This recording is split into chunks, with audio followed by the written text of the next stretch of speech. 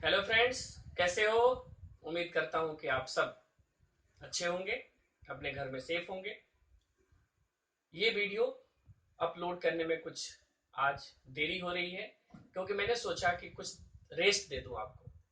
अब तक आपने सेकंड और थर्ड चैप्टर कर लिया होगा, तो आज मैं chapter number 1 real number start करूं।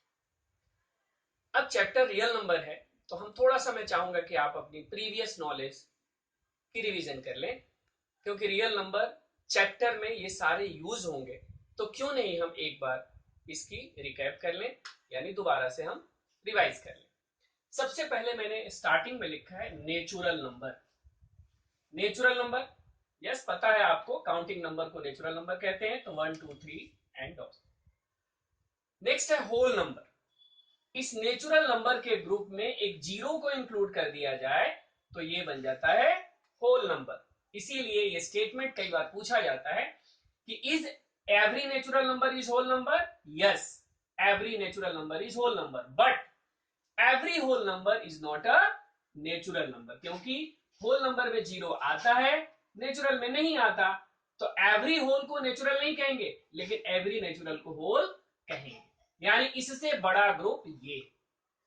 नेक्स्ट आता है इंटीजर्स। होल नंबर के ग्रुप में हम निगेटिव नंबर्स को भी ऐड कर दें तो जो ग्रुप फॉर्म होगा उसे हम इंटीजर्स कहते हैं।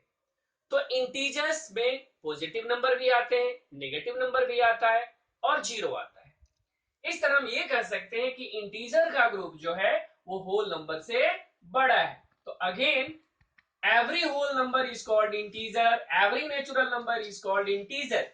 लेकिन उल्टा, यानी इंटीजर को हम होल नहीं कह सकते हैं, एवरी इंटीजर को हम नेचुरल नहीं कह सकते। तो आई थिंक ये तीनों चीजें क्लियर हो गई, नेचुरल, होल और इंटीजर्स। नेक्स्ट हमने लिखा है even number. Even number so simple, any number which is divisible bye 2 is called even number, and odd number, any number which is not divisible by 2 is called odd number. तो even, odd. अब आता है prime number. Prime number क्या होते हैं, छोटी class में आपने पढ़ा है, हो सकता है भूल गए। प्राइम नंबर वो नंबर होता था जो किसी और से डिवाइड ना हो, यानी प्राइम नंबर वो नंबर होते हैं जो सिर्फ दो नंबर से डिवाइड होते हैं। वो कौन कौन? एक होता है 1 और दूसरा होता है इटसेल्फ। तो any number which is divisible by 1 and itself only, they are called prime number. Example 2 है, 3 है, 5 है, 7 है, 11 है, 13 है and so on. These are prime numbers. Lowest prime number is 2 and this is only even number. तो prime number में पहला जो ये नंबर है वो इवन है, बाकी सारे जितने भी आपको देखेंगे आगे वो सब ऑड होते हैं। अब अगला जो वर्ड है वो है कंपोजिट नंबर। तो any number which is not a prime number is called composite number. मतलब क्या हुआ कि जिस नंबर के दो से ज्यादा फैक्टर होंगे वो कंपोजिट नंबर होंगे। सिर्फ दो फैक्टर हो तो वो क्या होगा? प्राइम नंबर होगा, और दो से ज्यादा फैक्टर होगा तो वो क्या होगा? कंपोजिट नंबर होगा। एग्जांपल दे देते 4। 4 एक नंबर है जिसके फैक्टर हम निकालें तो कौन कौन सा हो सकता है? 1 से डिविजिबल है 4, 2 से भी डिविजिबल है 4 और 4 से भी डिविजिबल है 4। इसका मतलब 4 के फैक्टर कितने हो गए? 3। मैंने ये कहा था कि किसी भी नंबर के यदि फैक्टर 2 से ज्यादा हो तो वो बन जाता है कंपोजिट, यानी वो नंबर जो प्राइम नहीं है उसे हम कहते हैं कंपोजिट। लेकिन एक बहुत इंपॉर्टेंट इंफॉर्मेशन याद रखेंगे, 1 को न ही हम प्राइम में कंसीडर करते हैं और न ही कंपोजिट में करते हैं, और इसका कई जगह क्वेश्चन में यूज हो जाता है। तो 1 is neither prime nor composite. आप स्टैट्स का चैप्टर पढ़ेंगे, वहां हेल्प करेगा आपको, प्रोबेबिलिटी का चैप्टर पढ़ेंगे, वहां हेल्प करेगा। तो इस तरह से ध्यान रखेंगे इस कॉन्सेप्ट को कि प्राइम नंबर 2 से स्टार्ट होता है, 1 को नहीं हम प्राइम के ग्रुप में इंक्लूड करते हैं और नहीं हम कंपोजिट में कंसीडर करते हैं। अब अगला है रेशनल। रेशनल नंबर की डेफिनेशन आपने 8th क्लास में पढ़ी है कि any number which can be represented in form of p upon q, यानी रेशनल नंबर के फॉर्म। तो every number which can be represented in the form of P upon Q is called rational, where P and Q are integers and Q is not equal to 0. यानी कोई भी fraction, एक तरह से सोचो fraction आपने पढ़ा है, तो जो फ्रैक्शन में जो नंबर होते हैं उन सबको हम क्या कहते हैं? रेशनल नंबर कहते हैं। अब यदि मैं कहूं कि क्या नेचुरल नंबर रेशनल नंबर होते हैं, आप कहोगे कि शायद नहीं, लेकिन नहीं। ये जो नंबर है नेचुरल नंबर, इस 3 को हम 3/1 नहीं लिख सकते? लिख सकते हैं। 2 को 2/1 नहीं लिख सकते? लिख सकते हैं। 1 को 1/1 नहीं लिख सकते? लिख सकते हैं। इस तरह से ये होल नंबर को भी हम रेशनल नंबर कह सकते हैं, सॉरी नेचुरल नंबर को भी रेशनल कह सकते हैं, होल नंबर को भी हम रेशनल कह सकते हैं। तो every natural number is rational, every whole number is rational, even every integer is rational. तो एक तरह से जो रेशनल है वो इस इंटीजर वाले ग्रुप से भी बड़ा ग्रुप हुआ। अब हमने एक बीच में नंबर छोड़ा है कंपोजिट, सॉरी कोप्राइम। ये कोप्राइम क्या होते हैं? तो कोई भी दो नंबर, कोप्राइम का मतलब प्राइम नंबर से नहीं, कोई भी दो नंबर, चाहे वो प्राइम, दोनों प्राइम भी हो सकते हैं, दोनों कंपोजिट भी हो सकते हैं, एक प्राइम एक कंपोजिट भी हो सकता है। मैंने कहा कोई भी दो नंबर, कोई भी दो नंबर जिनका HCF, यदि हम HCF निकालें तो 1 है, तो उन दोनों नंबर को हम कोप्राइम नंबर कह सकते हैं। मतलब कि उनके कॉमन फैक्टर सिर्फ 1 है। Any two number is called co-prime if the common factor is only 1, यानी सिर्फ एक 1 डिजिट 1 जो है वही उनका कॉमन फैक्टर है, तो कोप्राइम इंटीजर्स कहे जाते हैं। अब रेशनल नंबर जो P बाई Q के फॉर्म में होता है, यदि हम इसे डेसिमल में चेंज करें, यानी रेशनल नंबर को डेसिमल में चेंज किया जाए, तो दो तरह के डेसिमल्स आपको मिलेंगे। पहले को हम कहते हैं टर्मिनेटिंग डेसिमल्स। टर्मिनेटिंग का मतलब कि जो एक सर्टेन स्टेप के बाद खत्म हो जाता है, यानी यदि डिवाइड किया जाए तो रिमाइंडर 0 आ जाए, तो उसको हम टर्मिनेटिंग डेसिमल्स कहते हैं। जैसे एग्जांपल में हमने लिखा है 0.4, ये टर्मिनेटिंग डेसिमल्स। तो रेशनल नंबर का एक प्रेजेंटेशन क्या होता है? टर्मिनेटिंग होता है। दूसरा जो हमने लिखा है वो है नॉन टर्मिनेटिंग बट रिपीटिंग, यानी टर्मिनेट तो नहीं हो रहा है लेकिन वो रिपीट होना शुरू हो जाते हैं। जैसे हमने यहां लिखा है 1.333, यहां पे 3 क्या हो रहा है? रिपीट हो रहा है। तो नॉन टर्मिनेटिंग रिपीटिंग हो वो भी रेशनल होता है, और टर्मिनेटिंग हो वो भी रेशनल होता है। तो इस तरह से रेशनल नंबर के डेसिमल प्रेजेंटेशन दो तरीके के हो सकते हैं, टर्मिनेटिंग भी हो सकता है और नॉन टर्मिनेटिंग रिपीटिंग भी हो सकता है। अब आता है इरेशनल नंबर। इरेशनल क्या होते हैं? अभी आपने पीछे रेशनल नंबर देखा था, अब है इरेशनल। इरेशनल क्या हुआ? कोई भी नंबर जो रेशनल नहीं है वो इरेशनल होता है। कोई भी नंबर जो रेशनल नहीं है वो क्या होता है? इरेशनल। तो अब इरेशनल नंबर किसको कहेंगे? तो मैंने इसीलिए डेसिमल प्रेजेंटेशन पढ़ा रहा था कि डेसिमल प्रेजेंटेशन में यदि टर्मिनेट हो जाए तो भी रेशनल है, और टर्मिनेट ना होकर के, टर्मिनेट तो नहीं हो रहा है लेकिन रिपीट हो रहा है, रेकरिंग हो रहा है, बार लगा हुआ है, तो वो भी रेशनल होता है। लेकिन कुछ नंबर ऐसे भी होते हैं जो नहीं टर्मिनेट होते हैं और नहीं रिपीट होते हैं, उसी तरह के नंबर को इरेशनल नंबर कहते हैं। इसीलिए हमने यहां लिखा है इरेशनल में कि non terminating and non repeating numbers को हम इरेशनल कहते हैं।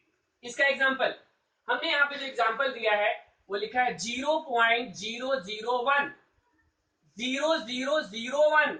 यदि आपको लगे कि रिपीट हो रहा है तो देखो ध्यान से, रिपीट नहीं हो रहा है। यहां पे है डबल जीरो के बाद 1, लेकिन यहां पे है 3 जीरो के बाद 1, यानी ये पैटर्न सेम नहीं हुआ। आगे जाकर के हो सकता है 4 0 हो फिर 1 हो। तो इस तरह ये ऐसा नंबर है जो नहीं टर्मिनेट हो रहा है और नहीं रिपीट हो रहा है, तो इसको हम इरेशनल नंबर कह सकते हैं। उसी तरह मैंने यहां लिखा है 2.350, 3500, 35000 लिखेंगे इसके आगे। तो इस तरह के एक्सप्रेशंस को हम क्या कहते हैं? इरेशनल नंबर कहते हैं। अगला एग्जांपल हमने दिया है √2, √3, √5, ये सारे इरेशनल है। √4 नहीं, √4 क्यों नहीं इरेशनल है? क्योंकि √4 को सॉल्व करेंगे तो 2 आएगा और 2 एक रेशनल नंबर है।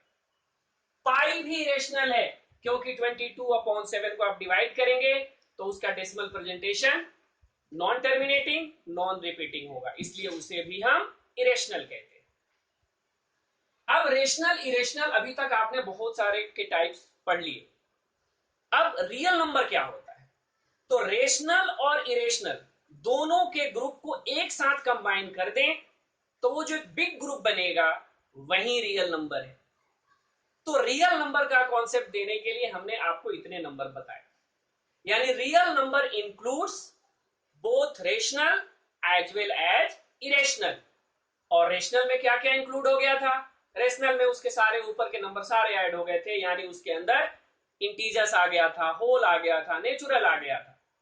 तो इस तरह रियल नंबर एक बहुत बड़ा ग्रुप है जिसमें कि सारे रेशनल नंबर भी आते हैं और सारे इरेशनल नंबर भी आते हैं।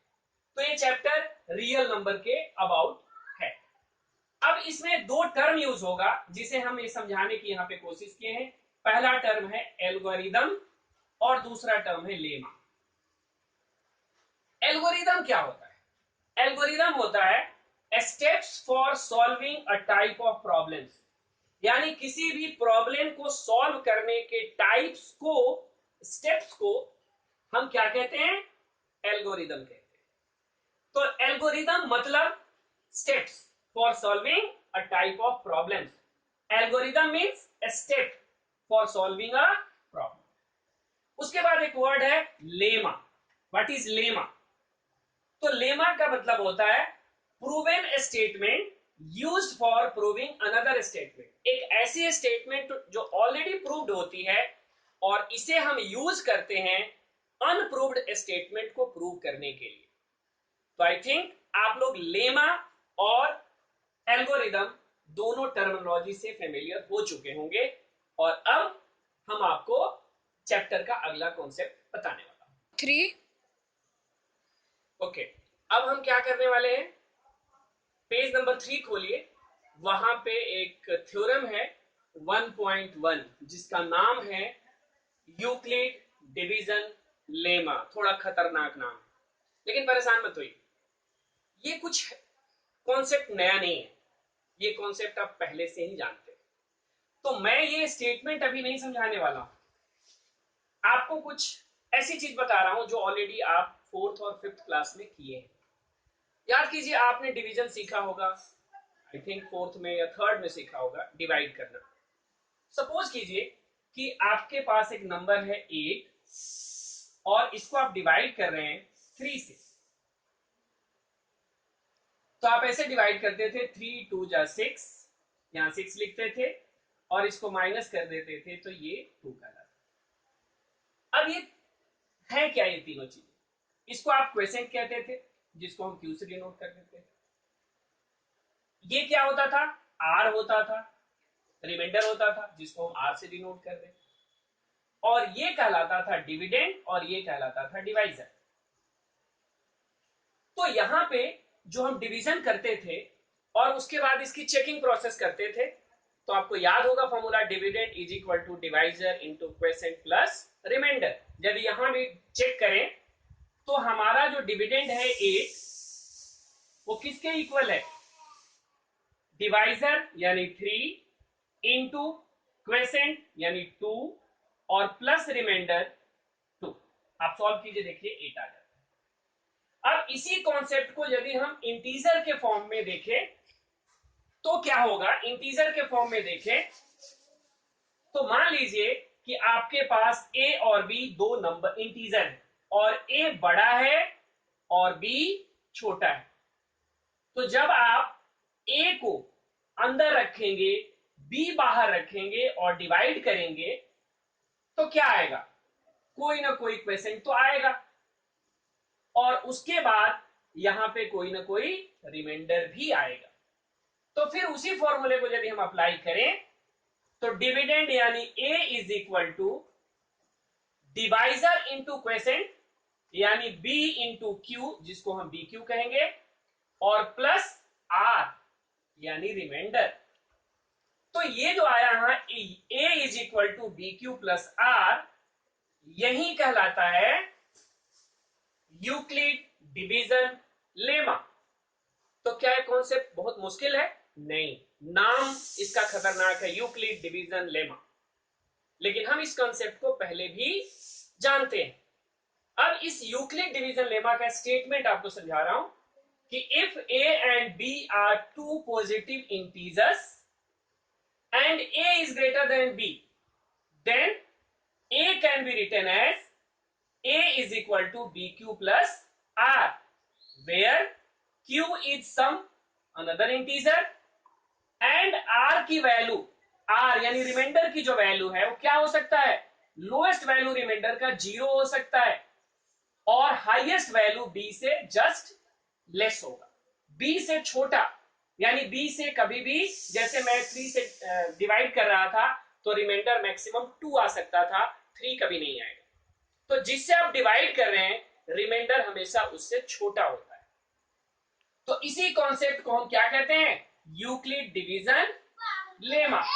अब इस यूक्लिड डिवीजन लेमा का हम करेंगे क्या? तो हम इसका यूज करने वाले हैं एचसीएफ निकालने में।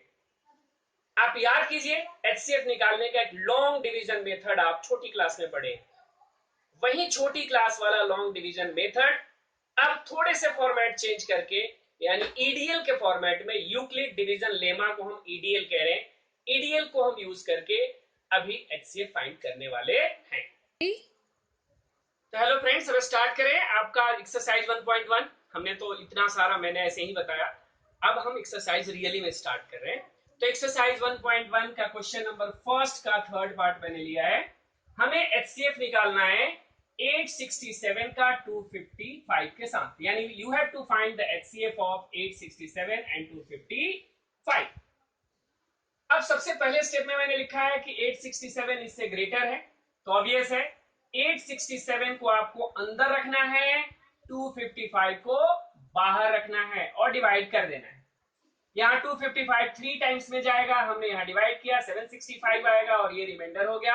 हमारा पहला स्टेप, पहला डिवीजन, ये प्रोसेस कंप्लीट हुआ। अब हमने यहाँ लिखा है so we apply Euclid division lemma, यानी हम इस दो नंबर पे लेमा यूज करें, यूक्लिड डिवीजन अप्लाई करें। तो हम क्या लिखेंगे? डिविडेंड, यानी अंदर वाला dividend is equal to divisor this into quotient this plus remainder this. I think समझने में कोई प्रॉब्लम नहीं होगी। यानी ये रफ वर्क है, लेकिन आप कुछ बच्चे पूछेंगे कि क्या रफ वर्क दिखाना जरूरी है?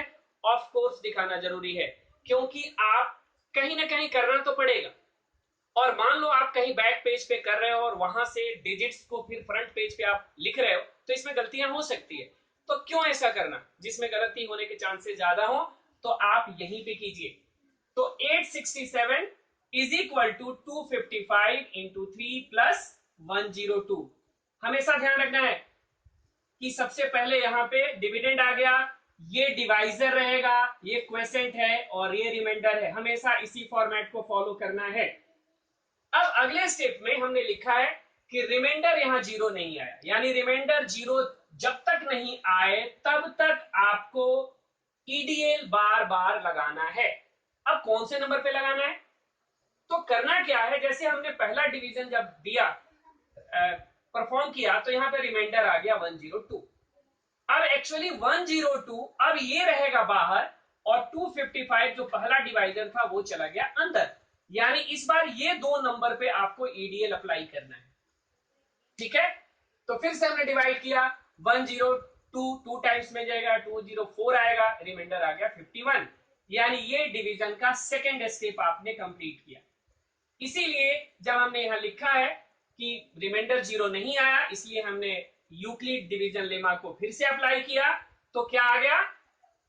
डिविडेंड यानी 255 is equal to divisor 102 into quotient 2 plus remainder 51।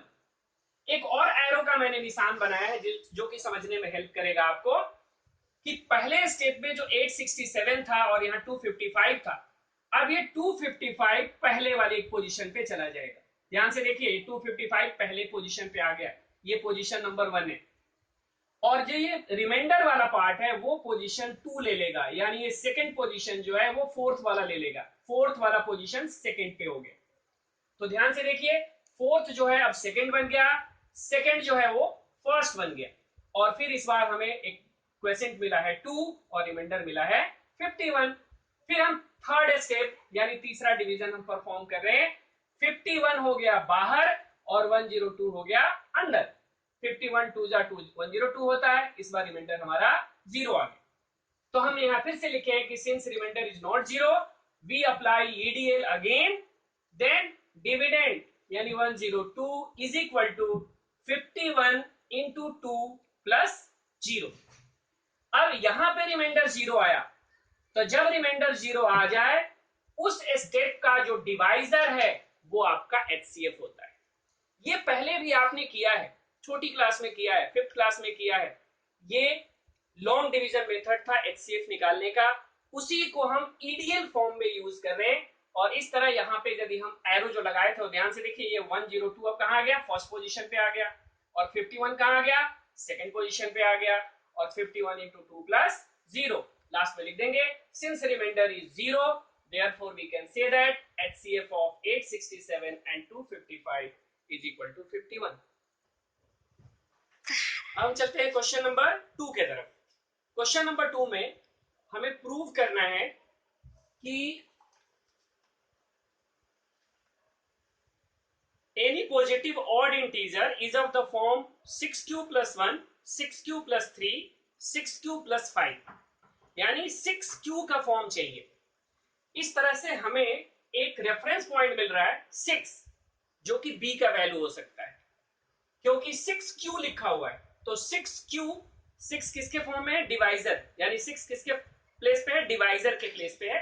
तो हमारा जो ओरिजिनल फॉर्म है a is equal to B Q plus R, तो जहां b वाला था वहां पे आ गया 6, तो इसीलिए हमने लिखा है स्टार्टिंग में let a be any positive integer and b is equal to 6। 6 कहां से आया, क्योंकि क्वेश्चन में 6q plus 1, 6q plus 3, 6q plus 5 था, तो यहां से हमने 6 वाली वैल्यू b एज्यूम किया है। तो पहली जो डाउट है वो क्लियर कर लीजिए कि 6 क्यों लेंगे, यहाँ पे b की वैल्यू 6 इसलिए लिया गया क्योंकि क्वेश्चन में इसी फॉर्मेट में हमें प्रूव करना है। तो let a be any positive integer and b is equal to 6।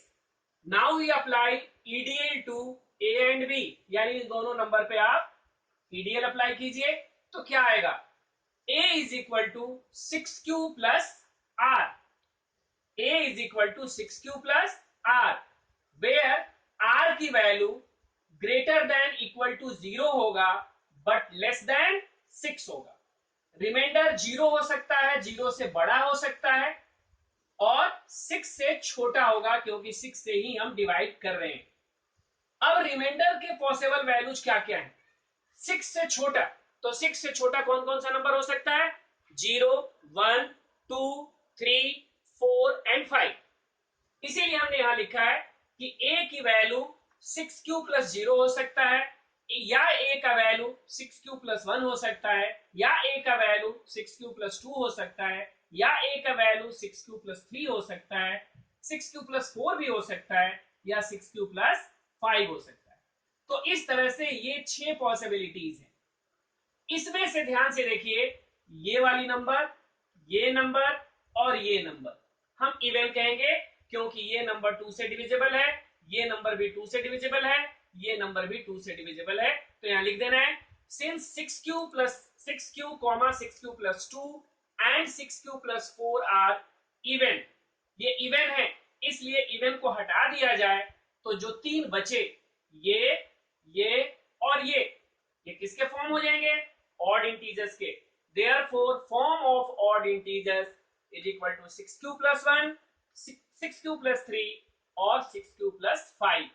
इस तरह से ये क्वेश्चन आपका यहां पर कंप्लीट होता है। अब हम चलते हैं क्वेश्चन नंबर 3 की तरफ। क्वेश्चन नंबर 3 जो है एक वर्ड प्रॉब्लम क्वेश्चन है, और लास्ट में इसमें फाइंड आउट क्या करना है, what is the maximum number of columns. Maximum number of columns का मतलब आपको एचसीएफ निकालना है। इस चैप्टर के जितने भी क्वेश्चन वर्ड प्रॉब्लम क्वेश्चन होंगे तो या तो वहां HCF निकालना होगा या LCM निकालना होगा। तो जब वर्ड मैक्सिमम आए, मोस्ट आए, ठीक है, तो इस तरह के क्वेश्चन में आपको मैक्सिमम वर्ड से पता चल रहा है कि HCF निकालना है। हाईएस्ट आए तो ये वर्ड बता रहा है कि आपको HCF निकालना है। तो आप क्या करेंगे, maximum number of columns is equal to HCF of 616 and 32, और इसका HCF जो है EDL से निकालेंगे क्वेश्चन नंबर 1 की तरह, वो आपका फाइनल आंसर हो जाएगा। अब हम आते हैं क्वेश्चन नंबर 4 में। क्वेश्चन नंबर 4 में use Euclid division lemma to show the square of any positive integer is either of the form 3m and 3m plus 1। 3m, ये जो 3 है एक रेफरेंस पॉइंट मिला, इसीलिए हमने यहां पे लिखा है let a be any positive integer and b is equal to 3। 3 कहां से लिया, क्योंकि 3m के फॉर्म में हमें चाहिए, इसलिए हमने यहां b का वैल्यू 3 लिया। नाउ वी अप्लाई EDL, तो a is equal to 3q plus r आएगा, वेयर r की वैल्यू 0 से बड़ा होगा, 3 से छोटा होगा, यानी r की पॉसिबल वैल्यू क्या है, 0 है, 1 है, 2 है। तो a की वैल्यू ये हो सकता है, 3q plus 1 हो सकता है, 3q plus 2 हो सकता है। लेकिन क्वेश्चन यही कंप्लीट नहीं हुआ, आपको स्क्वायर करना है। तो ये जो 3 अलग अलग पॉसिबल केसेस बन रहे हैं, इनका हम क्या करेंगे, स्क्वायर करेंगे। हमने केस 1 लिया, a इक्वल टू 3q, यहाँ पे 3q का हमने स्क्वायर किया, आएगा 9q स्क्वायर। अब यहां से 9q स्क्वायर में से हमने एक 3 बाहर लिया, 3 इसलिए बाहर लिया क्योंकि हमें 3m का फॉर्म चाहिए था। तो 3 बाहर लेंगे तो अंदर क्या बचेगा, 3q स्क्वायर। अगले स्टेप में आपको ये 3 यहां आ गया और इस पूरे ब्रैकेट को हमने m एज्यूम कर लिया, तो हम इसको लिख दिए 3m where m is equal to 3q square. In the same way case 2 लेंगे, a is equal to 3q plus 1। अब आपको 3q प्लस 1 का स्क्वायर करना है, यहां पे a plus B the whole square का फॉर्मूला लगेगा, 3q का square plus 2 into a into B plus 1 का स्क्वायर।